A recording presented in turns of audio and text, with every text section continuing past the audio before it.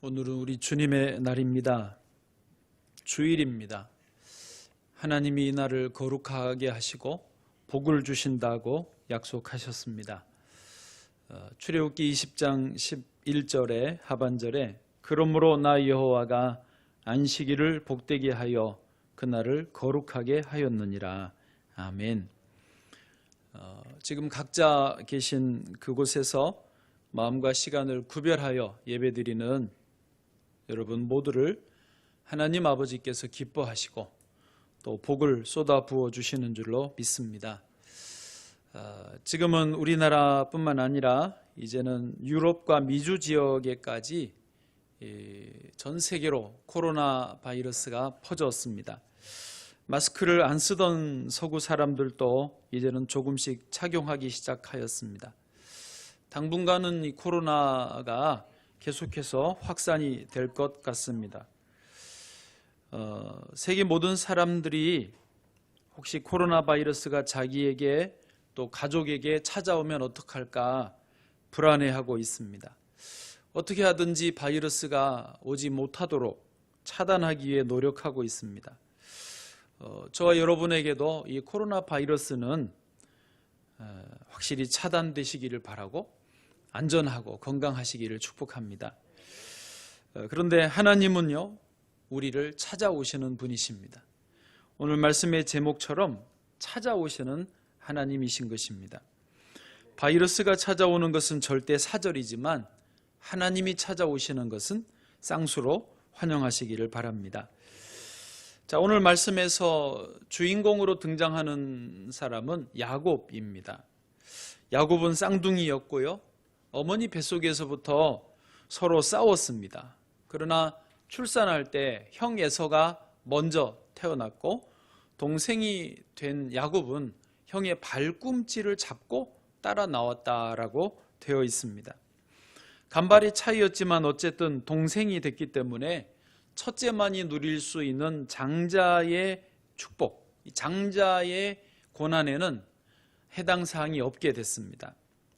당시에는 장자에게 모든 재산과 고난이 다 돌아갔기 때문에 그렇습니다.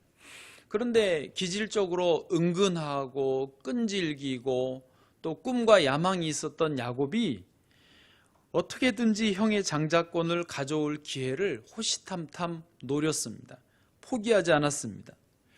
반면에 에서는요, 이 장자의 명분을 가볍게 여겼다라고 했습니다. 어느 날 기회가 찾아왔습니다. 야곱이 팥죽 요리를 하고 있는데 형 에서가 사냥해서 돌아왔습니다. 팥죽을 보니까 너무 배가 고파서 그 팥죽 한 그릇만 달라고 요구합니다. 야곱이 기회다 싶어서 거래를 시도합니다. 팥죽을 줄 테니까 형의 장자의 명분을 자기에게 팔라는 것입니다.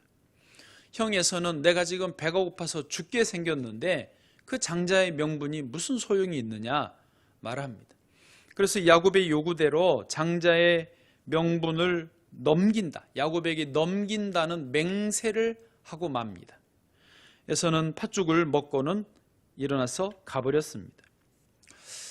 나중에 아버지 이삭이 나이가 많이 들어서 눈이 멀게 됩니다. 잘 안 보이는 상태에서 이제 장자에게 축복을 해주겠다고 사냥하여 요리를 해오라고 시켰을 때 동생 야곱이 금세 어머니와 함께 음식을 만들어서 몸에 털을 붙이고 아버지에게 들어갑니다. 그리고 아버지 이삭에게 모든 축복을 다 받고 형이 자기를 죽인다고 그러니까 36개 외삼촌의 집으로 도망을 치게 되는 것입니다.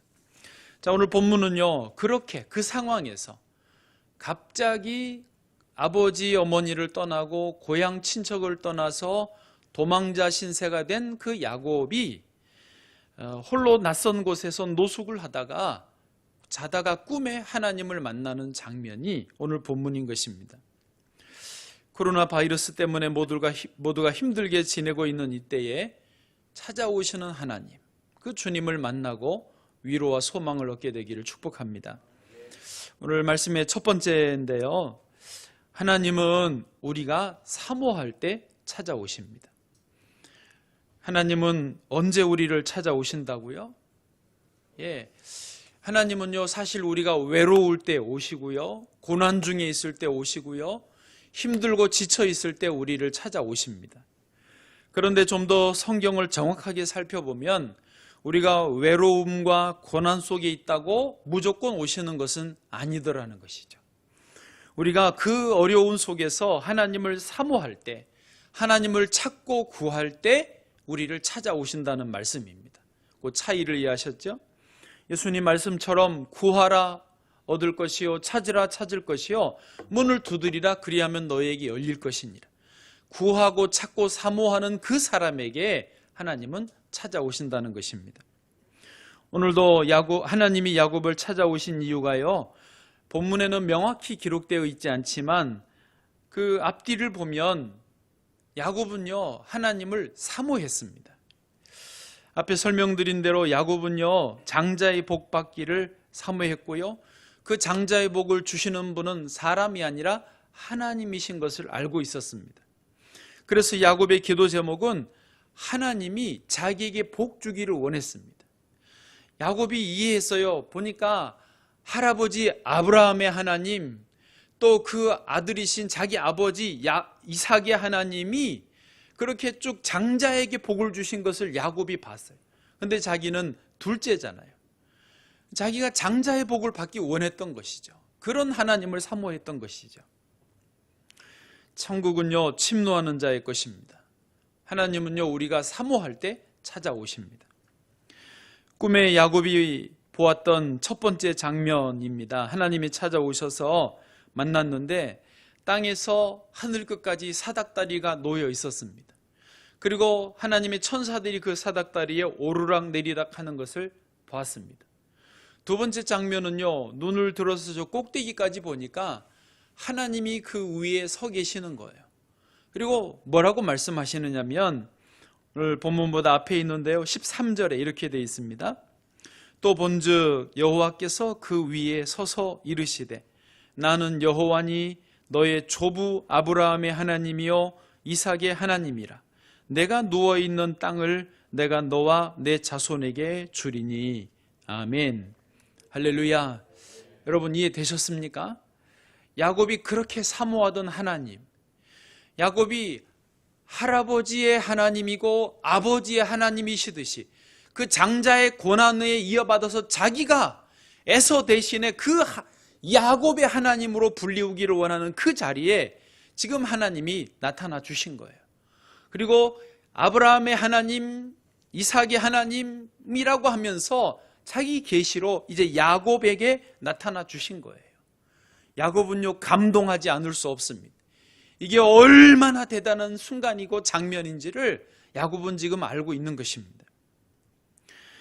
비록 자기는 노숙자 신세가 되었지만 이렇게 된 이유가요, 다 그 하나님의 복을 사모했기 때문입니다. 그 하나님의 은혜를 얻기를 원했기 때문에 노숙자 신세가 되었는데 그 자리에 하나님이 찾아오셔서 이렇게 말씀하고 있으시는 것입니다. 할렐루야.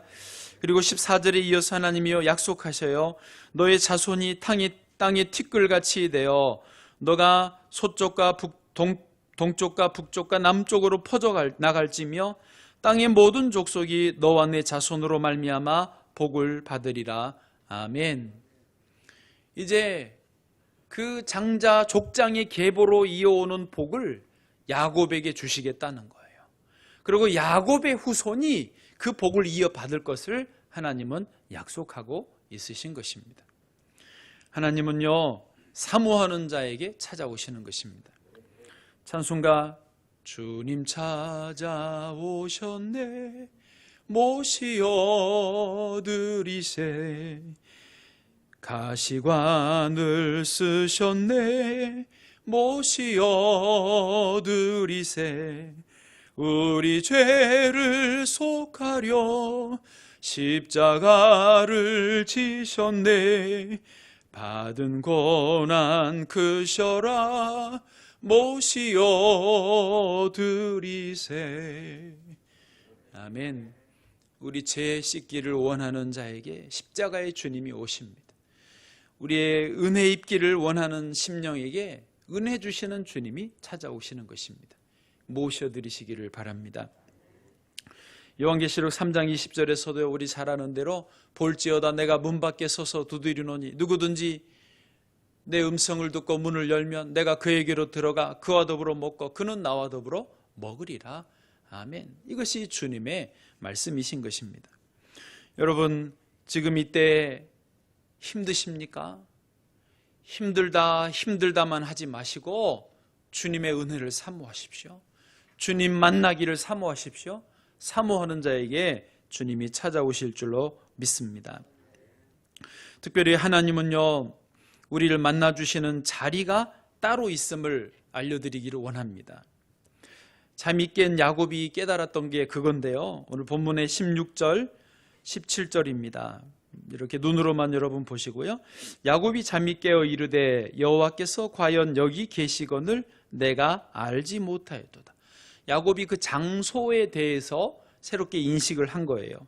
그리고 17절 이에 두려워하여 이르되 두렵도다 이곳이여 이것은 다름 아닌 하나님의 집이요 이는 하늘의 문이로다 하고. 아멘.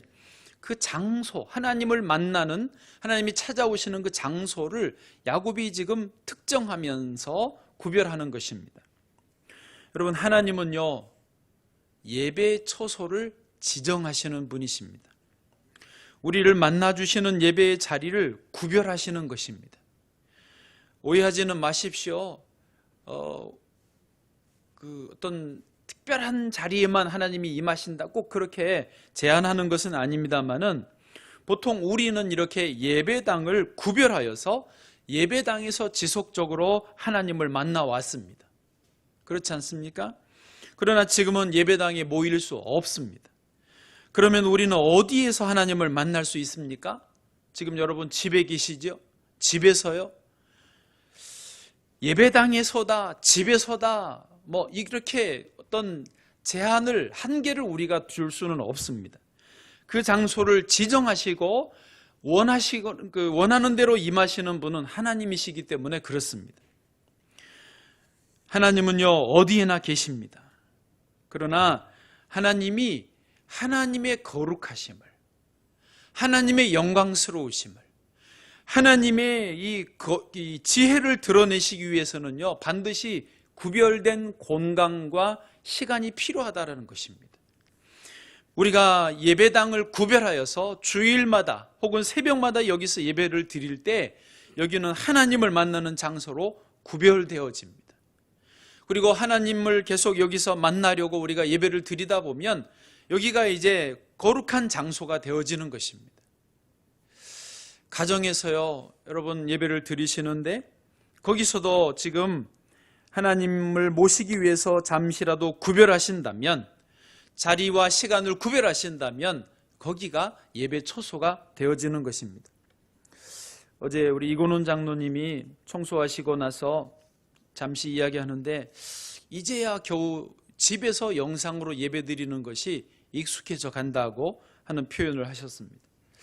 그렇습니다. 언제나 그 장소와 그 시간, 정해진 그 장소, 정해진 그 장소에서 하나님을 만나는 경건한 습관, 경건한 훈련이 반복되어질 때 거기서 우리가 하나님을 만날 수 있게 되어지는 것입니다. 처음에는 그게 무척 곤란합니다. 무척 낯섭니다.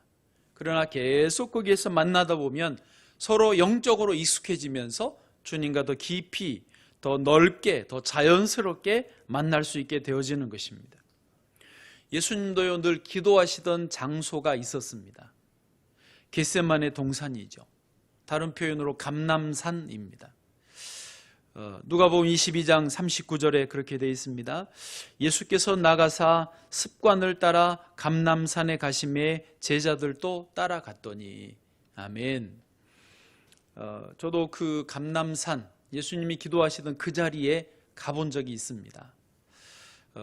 감람나무는 올리브 나무거든요. 이렇게 올리브 나무가 작은 것도 있지만 오래된 것은 아름드리로 아주 큰 둥치가 있는, 이게 이제 올리브 가지들이, 잎사귀들이 위에 이렇게 그늘막을 형성하는 그런 나무들이 여러 그루 있는 곳이 감람산, 겟세마네 동산입니다. 아늑한 정원 같고요, 기도하기에 딱 좋은 분위기, 그런 공간이었습니다. 예수님은 늘 습관을 따라서 감람산에 가셔서 기도하셨다는 것이죠. 거기서 하나님 아버지를 만났다는 것입니다. 그래서요, 우리에게도 그런 감람산이 필요합니다. 이것을 다른 표현으로 말하면 개인적으로는 여러분 각자가 골방이 필요한 것입니다. 예수님은 골방에서 기도하라고 하셨습니다. 아무 곳에도 방해받지 않고 누구에게도 내가 기도하는 것 자랑하려고 보여주려는 것이 아닌 오직 하나님과 나만이 만나는, 나를 찾아오시는 하나님을 만나는 그 골방이 있어야 된다는 것입니다. 그런 골방처럼 우리가 가정에서 예배의 초소, 이렇게 예배당에서 주님을 만나는 이런 초소에서 하나님 아버지는 찾아오시고 우리를 만나주시고 새 힘을 주신다는 것입니다. 그 하나님을 만나는 백성, 그 하나님의 은혜를 입는 백성은 복이 있는 것입니다. 어떤 어려움이 있어도 낙심하지 않고 다시 일어서고 어려움을 넉넉히 이겨나가게 되리라 믿습니다. 우리 찬양 한번 해보실까요? 이 세상을 살아가는 동안에 나의 힘을 의지할 수 없으니 기도하고 낙심하지 말 것은 주께서 참 소망이 되십니다. 한번 찬양하겠습니다.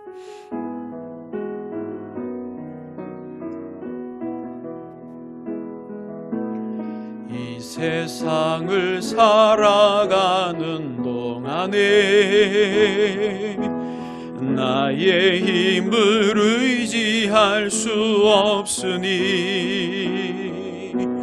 기도하고 낙심하지 말 것은 주께서 참 소망이 되심이라. 주의 길을 걸어가는 동안에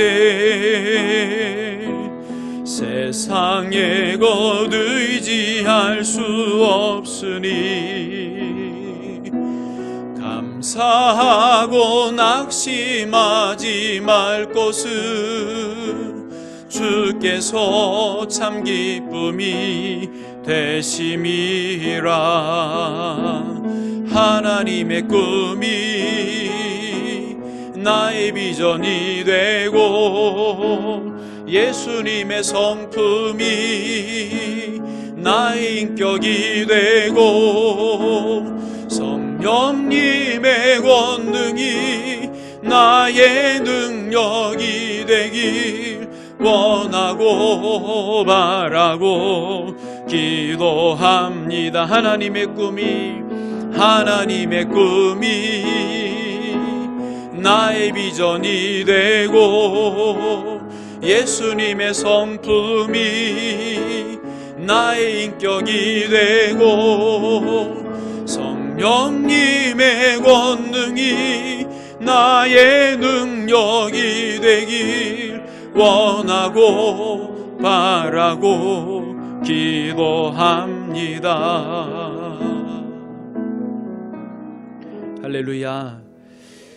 늘 사모하시는 자에게 찾아오시는 하나님, 오늘도 만나기를 축복합니다. 두 번째로, 하나님은요 우리와 함께 하기를 원하십니다. 뭐라고요? 하나님이요 우리와 함께 하기를 원하신대요. 글쎄, 정말입니다. 믿을 수 없는 사실입니다. 하나님이 우리와 함께 하기를 원하신다는 거예요. 우리 모든 인생은요 평생 동안 문제가 따라다닙니다. 건강의 문제, 재정의 문제, 자녀의 문제, 코로나 바이러스의 문제. 우리가 많은 분들이 지금 이 코로나 바이러스만 끝나면 좋겠다, 그러면 일상으로 돌아갈 수 있겠는데 라고 소원을 합니다. 그러나 아시잖아요, 코로나19가 끝나면, 일상으로 돌아가면 또 다른 문제들이 이미 우리를 기다리고 있다는 사실을. 근데 자꾸 그걸 망각해요. 요것만 끝나면 하면서 평생을 문제 가운데 살아가는 것입니다. 그러나 그게 인생이죠.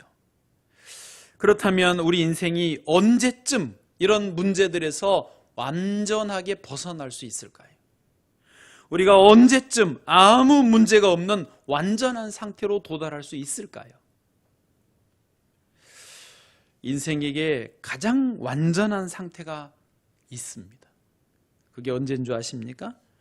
그것은요, 하나님이 나와 함께 하고 계시는 그때입니다. 할렐루야. 하나님이 지금 나와 함께 계심을 느낄 때에 그때가 내게 가장 완전한 상태입니다. 이것을 깨닫기를 원합니다. 오늘 본문에서요, 하나님이 야곱에게 이것을 약속해 주고 계십니다. 15절 말씀 같이 읽어보시죠. 15절은요 시작. 내가 너와 함께 있어 내가 어디로 가든지 너를 지키며 너를 이끌어 이 땅으로 돌아오게 할지라. 내가 내게 허락한 것을 다 이루기까지 너를 떠나지 아니하리라 하신지라. 아멘. 말씀드린 대로 야곱은요, 욕심이 많습니다.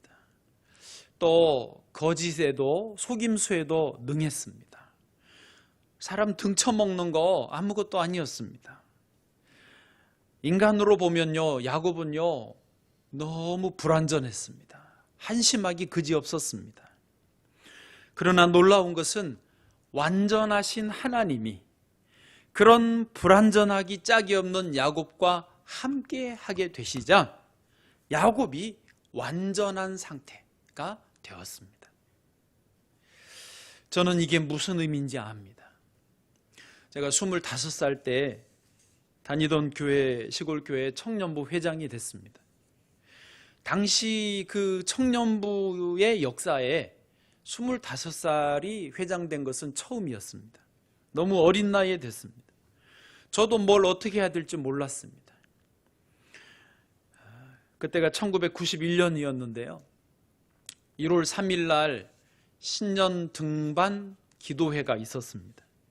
엄동선 안에 겨울선을 다 올랐습니다. 정상 바위로 된 이렇게 굴 같은 데서 간단한 음식을 챙겨 먹고 부장님이 말하셨습니다. 이제 흩어져서 1시간 동안 자기 일을 위해서 기도하라고.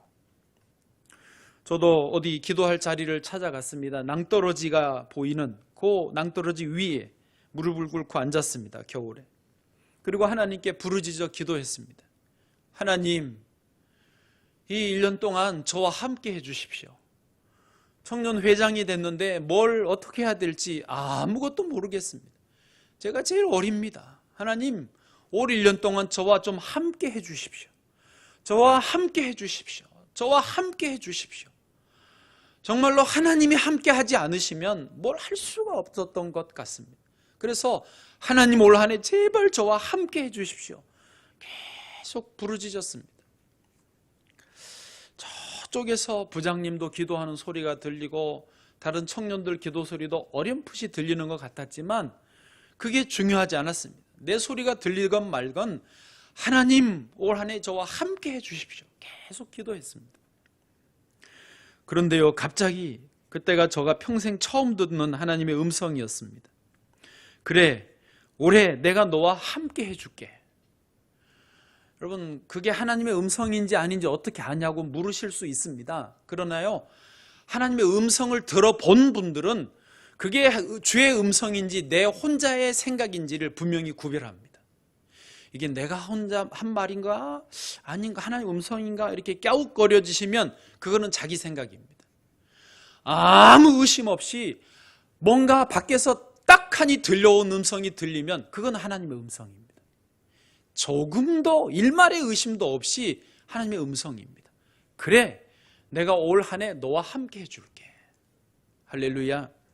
제가 그 음성을 듣고요, 얼마나 놀라고 감사했는지 모릅니다. 그렇게 해서 1991년 1년을 이제 지냈는데요. 저 개인적으로는 그때가 대학 4학년이었습니다. 25살 졸업을 준비하고 다음을 준비해야 되는 그런 때였습니다.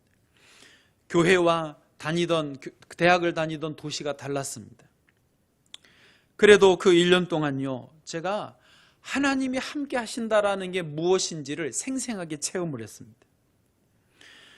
기적과 같은 일들이 있었습니다. 신비하게도 청년부 안에 기도하는 자매들을 한 5명이 모여서 매주 기도하기 시작했습니다. 전도가 안 되던 청년부였는데 전도가 되면서 청년들이 막 교회로 모여오기 시작했습니다. 한여름에 청년부 수련회를 가는데 평소에 많이 가면 30명 갔는데 저희가 믿음으로 식탁과 음식을 40인분을 준비했습니다. 그런데 정작 수련회 가는 날 아침에 50명이 왔습니다. 군에서 휴가까지 내가지고 그 수련회에 참여한 거예요. 수련회 3박 4일 동안요, 저희 모두는 천국에 있는 것 같았습니다. 말씀을 듣는데도, 찬양을 하는데도, 서로 레크리에이션을 하는데도, 같이 음식을 먹는데도 여기가 천국인 것 같다. 너무너무 좋았습니다. 돌아오는 차에서 같이 이렇게 얼굴만 보는데도 너무 행복했습니다. 그 1년 동안 청년회 회장을 저는 마치고 그 다음에 이제 서울로 올라오고 신학교 1학년으로 바로 신대원 1학년으로 들어왔습니다. 저는 그 1년 동안 하나님이 함께 하신다라고 하는 그 상태가 어떤 건지를 생생하게 경험했습니다. 다시 말하지만 가장 완벽한 상태입니다. 영어 단어에요, wholeness라는 단어가 있습니다. 완전한, 온전한, 완벽한 상태를 말하는 wholeness입니다. 우리 스스로 아무리 스펙을 많이 쌓아도 완벽할 수 없습니다. 우리가 아무리 문제를 연이어서 또 문제에 이어 또 문제를 풀어도 또 다른 문제가 우리를 기다리고 있습니다. 어떤 문제들은요, 동시다발로 우리를 찾아옵니다. 그러나 전능하신 하나님, 창조주 하나님이 나와 함께 하신다면 우리는 문제가 아무리 많아도, 아무리 큰 문제가 있어도 완벽한 상태에 있는 것입니다. 어떤 문제, 어떤 어려움이 있으십니까? 하나님과 함께 하시기를 축복합니다. 미국의 트럼프 대통령이요, 1990년 초에, 그러니까 제가 그 기도하던 때하고 비슷하더라고요. 아직 대통령이 아니었던 때였는데 그때 약 10억 달러의 개인 빚을 졌다고 합니다. 10억 달러면요, 지금 그냥 적게 잡아도 1조 원입니다. 트럼프는 당시에 뉴욕에서 부동산 기업을 운영하고 있었는데요, 경기가 안 좋아지면서 모든 상황이 꼬여졌습니다. 그래서 당시 언론들이 트럼프 제국은 끝났다, 트럼프는 이제 끝났다, 앞다투어 모든 신문마다, 라디오마다, TV마다 방송을 했습니다. 트럼프도 잠시 시리에 빠졌다가 아무도 찾아오지 않고 전화벨도 울리지 않는 사무실에 혼자 앉아서 깊이 고민했다고 합니다. 무엇이 문제인가? 그때 트럼프가 깨달은 개념이 이 홀리스였다고 합니다. 완벽한 상태, 온전함 상태. 자기는 온전함, 자기의 모든 어떤 되어지는 일들이 완전함이었는데 지금 요 1조 원이라고 하는 부채가 있는 이게 말이 1조 원이지만 그게 크다고 느껴지지만 자기가 볼 때는 완전한 상태에서 부분적으로 약간 어긋나 있는 상태라고만 이해가 됐더라는 거예요. 뭐냐면 그 완전한 상태에서 이것만 해결을 하면 다시 원전한 상태로 되돌아오겠다, 자기가 그것을 깨달았대요. 그래서 용기를 내서 포기하지 않고 믿음으로 그것을 다시 돌파해 나갔고, 그리고 미국 사회도 깜짝 놀랄 만큼 그게 정말 뉴스가 됐던 그런 회복이 있었다는 것입니다. 그리고 1조 원의 빚 이상으로 훨씬 더 많은 어떤 기적을 일구었다는 것이죠. 그게 이제 지금 대통령이 된 어떤 밑거름입니다. 저는 트럼프 대통령이 신실한 그리스도인이냐, 그거는 확실히 모릅니다. 보장하기는 어려울 것 같아요, 하시는 거 보면.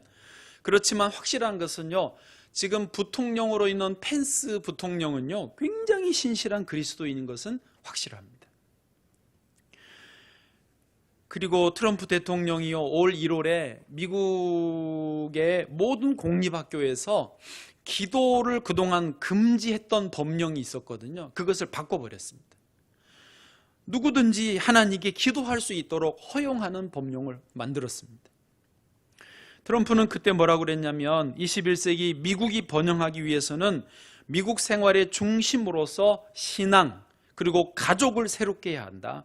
이것은 일종의 문화 전쟁이다. 정말로 우리 편에 하나님이 계시다는 것을 나는 믿는다라고 고백하고 선언했습니다. 또 트럼프는요, 공개적으로 동성애를 반대하고요, 낙태를 반대하고요, 메리 크리스마스, 미국에서 메리 크리스마스를 못하게 하는 거예요, 세상에. 그거를 다시 하게끔 만드는 그 분위기를 살리는 대통령입니다. 어쨌든 그는요, 하나님 편에, 하나님을 믿는 사람들 편에 있으려고 노력합니다. 저는 이 온전한 상태가 무엇인지 여러분 다 깨닫기를 원합니다. 코로나19가 문제가 아닙니다. 정말 우리에게 문제는요, 정말 우리에게 온전하지 못한 이런 상태는요, 하나님과 분리되어 있기 때문인 것입니다. 하나님은 우리를 찾아오셔서 하나님이 우리와 함께 하기를 원하시는데, 우리가 하나님이 아니라 다른 것과 자꾸 함께 하려고 하니까 이 온갖 문제들이 우리를 괴롭히는 것입니다. 하나님과 함께 해야 됩니다. 더 이상 문제가 문제되지 않을 것입니다. 마지막으로 세 번째, 하나님은 우리와 거래하기를 좋아하십니다. 거래라고 표현해서 좀 죄송하지만 거룩한 거래라고 이해하시면 좋겠습니다. 본래 야곱의 어머니 리브가는요, 아들 야곱에게 며칠만 외삼촌 집에 있다가 오라고 아들을 등 떠밀어서 보냈습니다. 그러나 길을 떠난 야곱은 직감을 했습니다. 이 여정이 며칠로 끝날 게 아니구나. 아주 긴 시간을, 세월을 필요로 하는구나. 그리고 그 세월 동안 아마 괴로움도 어려움도 문제도 많을 것이라는 것을 직감을 했습니다. 그래서인지 야곱이요, 갑자기 하나님이 나타나시고 여러 가지 약속을 해주셨지만 안 그래도 되는데 야곱이 서원을 해버립니다. 왜냐하면 자기 앞에 이 펼쳐질 일들이 너무 어려울 것이 예상이 되니까 하나님과 거래를 하는 거예요. 서로 서원이에요. 그것을 제가 거룩한 거래라고 표현한 것입니다. 오늘 본문 20절을 한번 같이 보시죠. 20절입니다. 야곱이 서원하여 이르되 하나님이 나와 함께 계셔서 내가 가는 이 길에서 나를 지키시고 먹을 떡과 입을 옷을 주시어 21절 내가 평안히 아버지 집으로 돌아가게 하시오면, 여기까지가 서원의 조건입니다. 20절을 다시 보시면요, 하나님이 나와 함께 계셔서 내가 가는 이 길에서 지켜주시고 자기를 안전하게 지켜주시고 먹을 것 입을 것 주시고, 마지막 21절 뒤 앞부분에 평안히 아버지 집으로 다시 되돌아오게 해주시면, 이게 조건이에요. 그러면 자기가 뭘 어떻게 하겠다? 하나님이 나의 하나님이 되신다. 한 가지요. 22절 내가 기둥으로 세운 이 돌이 하나님의 집이 될 것이고, 베델이 됩니다. 그리고 세 번째, 하나님이 내게 주신 모든 것에서 10분의 1을 하나님께 반드시 드리겠습니다. 이 세 가지를 서원을 합니다. 여러분, 사람이 하나님께 서원을 하면 누가 이기겠습니까? 사람이 하나님과 거룩한 거래를 하면, 거룩한 안 붙여도 괜찮아요. 사람이 하나님과 거래를 하면 누가 이기겠습니까? 여러분, 사람과 사람도 다 거래를 하면서요, 자기에게 이익이 되니까 거래하는 거 아닙니까? 손해보는 거래하는 사람 없습니다. 하물며 하나님과 거래하면 우리 인간이 손해를 보겠습니까? 야곱이 이거를 너무 잘한 거예요. 그래서 하나님과 거래를 하는 거예요. 하나님을 팍 잡은 거예요. 결국 야곱은 그 서원을 통해서 자신의 소원을 이루었던 것이죠. 할렐루야. 니고데모라고 하는 젊은 분이 밤중에 몰래 예수님을 찾아온 일이 있었습니다. 요한복음 3장에. 니고데모는 젊은 지도자였고요, 공의 의원이기도 했습니다. 그런 니고데모는 하늘의 일도 이해를 못했고 영적인 일도 이해를 못하던 그냥 젊은이였습니다. 그러나 밤중에라도 자기가 궁금하니까 예수님을 찾아와서 이것저것을 질문합니다. 자기의 무지함이, 영적인 무지함이 다 탄로나서 부끄럽기도 했지만 예수님과 대화를 합니다. 예수님께 질문하고 답변을 들어봤습니다. 그 덕택에 니고데모는 영적인 지혜를 얻습니다. 그 덕택에요, 나중에 예수님 돌아가실 때 예수님의 제자인 것이 드러날 수 있음에도 불구하고 향품을 가지고 예수님의 장례를 치르는 자리에 나타납니다. 일종의 커밍아웃을 한 것이죠. 모르긴 몰라도 니고데모도, 그리고 그 요한복음에 나타난 아리마대 사람 요셉도 초대교회에 정말 귀한 인물로, 지도자로, 장로처럼 쓰임 받았을 줄로 믿습니다. 여러분, 인간이요, 하나님을 만나는 자체가, 대화하는 자체만으로도 인간은 얼마나 유익한지 모릅니다. 인생이 바뀌는 거예요. 하물며 하나님과 거래를 해보십시오. 인생은요, 놀라운 하늘의 복을 누리는 줄로 믿습니다. 이집트에서는요, 최근에 몇 년 사이에 약 300만 명 정도의 무슬림들이 주님께로 돌아오는 사건들이 있습니다. 한 번은 이 모스크 자체, 모스크는 이슬람 사원이거든요. 모스크 자체가 교회로, 예배당으로 바뀌는 일도 있었습니다. 이집트는요, 지금 아랍의 기독교인들, 아랍 세계의 기독교인들을 일으키는 통로가 되고 있습니다. 이집트 교회는요, 그 강력한 기독교 교회가 있는 곳이 아랍 세계에서 이집트에 있습니다. 이집트의 기독교 교회는 규모도 있습니다. 역사도 꽤 오래됐습니다. 예수님이 피난 갈 때부터 거기 신앙이 있었으니까요. 이슬람 테러 분자들이 폭탄 테러를 합니다. 이집트 기독교인들을 납치에다가 참수하는 그런 그 박해도 있습니다. 그런 순교의 사건들도 있습니다. 그럼에도 불구하고 이집트 기독교인들은요, 하나님을 의지합니다. 예수 그리스도의 이름으로 테러 한 사람들을 용서하고요, 이슬람 사람들에게 화해의 손을 먼저 내미는 거예요. 이슬람 사람들이요, 놀라는 거예요. 자기들이 감당이 안 되는 거예요. 예. 여러분, 이집트의 기독교인들이 도대체 어떻게 그렇게 할 수 있습니까? 저는 이집트 기독교인들이야말로 정말 하나님의 사랑을 경험한, 예수님의 십자가 사랑을 철저하게 깨달은 기독교인들이라고 믿습니다. 그들은 이집트의 어떤 에스 목사님이라는 분이 이렇게 말합니다. 수많은 사역이 이집트 교회를 통해 행해지고 있습니다. 비록 이집트 기독교인들은 가난하지만 많은 청년들이 자신의 인생을 주님께 드리기를 헌신하며 아랍의 다른 민족에게 복음을 전하고 있습니다. 복음에 미친 그리스도인 청년들이 이집트에서 일어나고 있고, 어떤 비웃음과 핍박을 받아도 큰 기쁨 가운데 복음을 전하고 있습니다.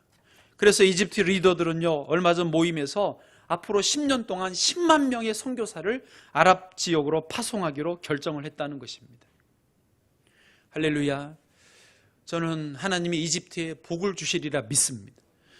예수 그리스도의 십자가 사랑으로 자기들을 박해하는 사람들을 용서하고, 무슬림들을 전도하기 위해서 청년들이 일어나서 선교를 하고 헌신하는 그런 하나님과의 거룩한 거래에 대해서 하나님이 반드시 이집트를 복을 주실 줄로 믿습니다. 여러분, 안타깝지만 서방의 세계에는, 원래 기독교 세계, 서방 세계가요, 지금 몰락을 해가고 있습니다. 침몰해가고 있습니다. 노인 인구만 많고요, 출산하지 않습니다. 사람들이 다 자기 편한 것만을 구해가고 있습니다. 여러분, 서구가 영원히 가지 못합니다. 반드시 몰락하는 날이 옵니다. 계속 주님을 떠나 있으면 그런 날이 옵니다. 여러분, 우리 이 지금 아시아의 대한민국이 어디로 가야 되는지 분명합니다. 하나님과 거래해야 됩니다. 사람과 거래하려고 너무 매이지 않아야 됩니다. 정말로 하나님 앞에 우리가 깨어나서 기도해야 됩니다. 하나님과 함께 해야 됩니다. 하나님과 거래하고 복음 들고 나아가려고 해야 됩니다. 이때 신천지들이 이 난리를 치는데 우리가 참 다행이다 생각하지만 우리가 부끄럽게 생각해야 됩니다. 우리 스스로 한심하게 여겨야 됩니다. 수많은 청년들이 저 신천지에 끌려가 있는데, 에휴, 바보들, 그러고 있어야 되겠습니까? 우리의 허물입니다. 우리의 나태함입니다. 우리가 기도하지 않았기 때문입니다. 우리가 회개해야 될 문제입니다. 우리가 죽어야 될 문제입니다. 우리가 다시 하나님과 거래해야 됩니다. 그렇게 일어나야 신천지로 갔던 청년들을 다시 받아들일 수 있고, 당당하게 문을 열고 신천지 출입 금지가 아니라 신천지 다 와라. 같이 예수 그리스도를 새롭게 믿자. 그들을 영적으로 정화시켜주고 교리 씻겨주고 다시 복음 안에 새롭게 일으켜 세워줄 수 있는 그런 교회로 서야 되는 것입니다. 교회가 다시 문을 열어야 됩니다. 교회가 다시 주 앞에 나와야 됩니다. 저 여러분이 그런 은혜가 있기를, 있는데 쓰임 받기를 주의 이름으로 축복합니다.